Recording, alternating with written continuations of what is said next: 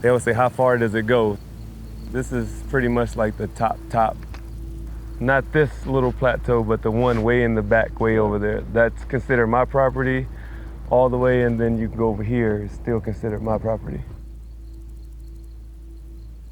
Your whole neighborhood you grew up in isn't this big, huh? Nah, this would be where I grew up on 34th and Keystone and Meridian. Like all of downtown Indianapolis Yeah. will fit on like half of it. So it seems to me like you're still in awe. I am, just because like I told you there's a lot of stuff to the left and to the right that I haven't got to go through yet. But you feel like you're on like top of your own world here, huh? For sure, because you hear any cars? You can't hear no cars, you can't hear anybody talk, and you can't hear like the day-and-day life of just being in the inner city. Like you hear nothing but air and animals and birds. NBA players are known for having expensive cars, jewelry, homes, clothing, and the latest in video game technology. While George actually does have cars, he was built different. The Indianapolis native owns an 850-acre ranch in Texas Hill Country, north of where he once played for the San Antonio Spurs. We probably have over like 1,000 animals out here right now, from wildebeest, elands, red lechways, New Zealand red stag. We have elk, ostrich, kangaroos. You just gotta be careful and find the right breeders. George was mentored in his early years with the Spurs by Will Drash, a season ticket holder who once owned a successful drilling company in San Antonio and was a notable philanthropist. Very friendly family, and they kind of like took me underneath their wing. Yeah. Welcome to San Antonio. I was young at the time. It was pretty much like my first time really outside of Indianapolis on my own. Drash introduced George to hunting and convinced him to buy land in hill country outside of San Antonio. And they were like, hey, we want to just show you around Texas. And I'm like, cool, like that sounds cool to me. So they showed me around, and then he was like, hey, have you ever shot rifles in your life or anything like that? And I'm like, no, I never shot no rifles. In my neighborhood, we shoot guns in the air on New Year's. So like that was pretty much the closest I ever got to like shooting guns. Drash passed away at age 74 in 2021, but made a lasting impression on Hill. Mr. and Mrs. Drash showed me like what it was to really like live. And ever since then, I was like, man, if I ever make enough money and fortunate enough and blessed enough, like I want to own my own ranch, put it in a trust and pass down to my kids to start like a generational wealth type thing. You know, they always say most African Americans, when their parents or their grandparents die, they're left with debt, not with equity.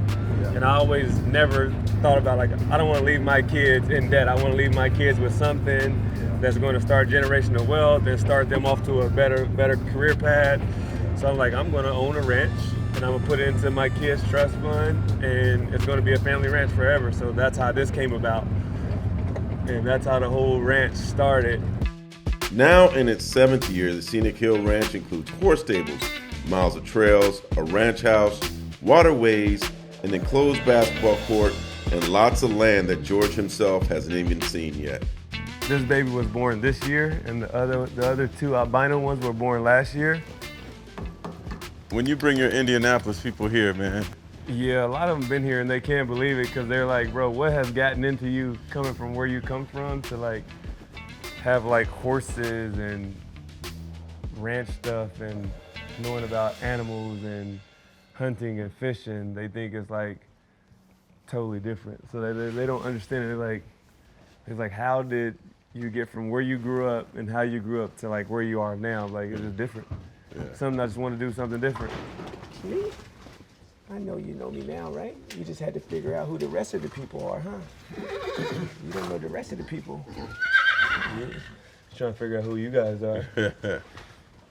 Ain't that right? We're trying to figure out who the rest of the people are. This horse's eyes. They're albino. Oh, wow. This one and this one. Their dad is full albino like that. White eyes and white body.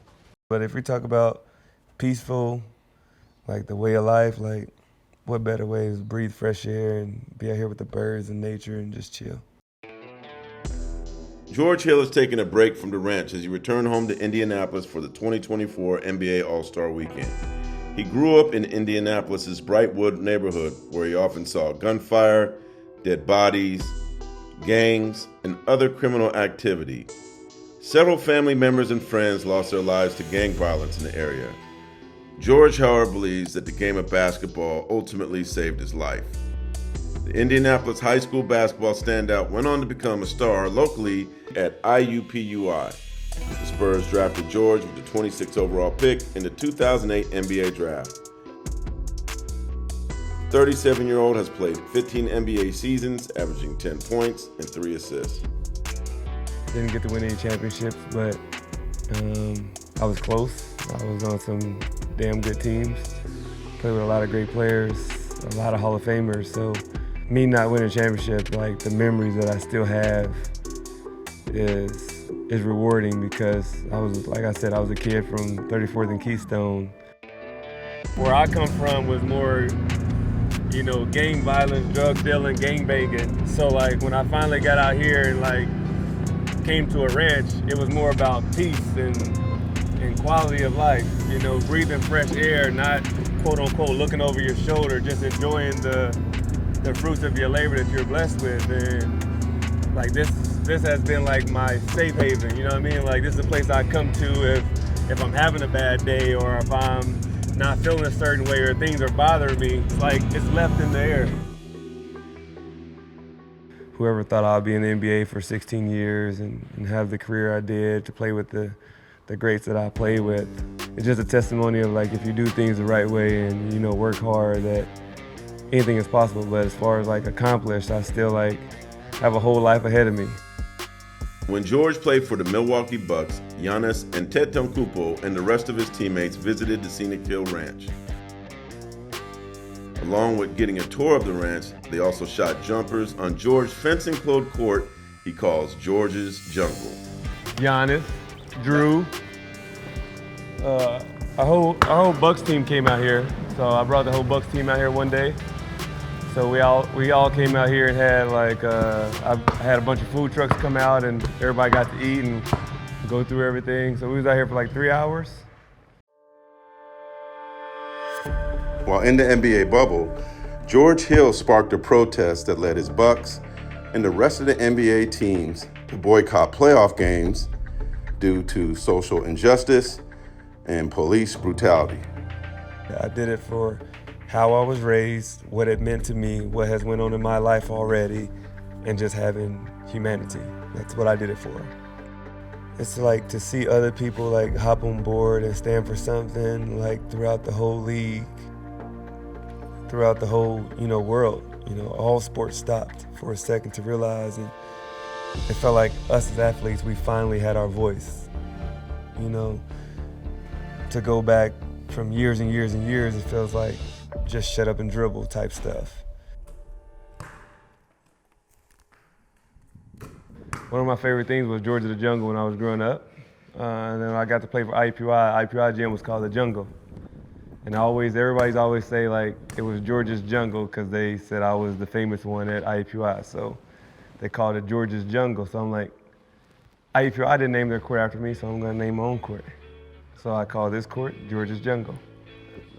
And it kind of went with being indoor, outdoors, like a outdoor feel, so it was perfect. You're in the woods, what better name is to have George's Jungle? You can be playing basketball and the zebras can walk up next to you, or like the elands or the kudus or the alldads. So like, it's fun to come out here and play and you see wildebeest walking around or zebras walking around or elk. I think it just gives a different aspect of like playing outside. George Hill is staying in shape in hopes of being signed by an NBA team for the playoff run. I don't think I'm ever gonna stop like working out, but I hope to get back in, God willing, and I'll be ready when the opportunity comes. And in the meantime, his Scenic Hills Ranch is keeping him busy. I mean, it sounds cliche, but anything is possible. Come where I come from, there's not a lot of people made it out of there, so to be one of the guys who did, to stand for what I stand for, to be in the NBA as long as I was, like, you can't tell me that any other inner city kid from Indianapolis can't do it.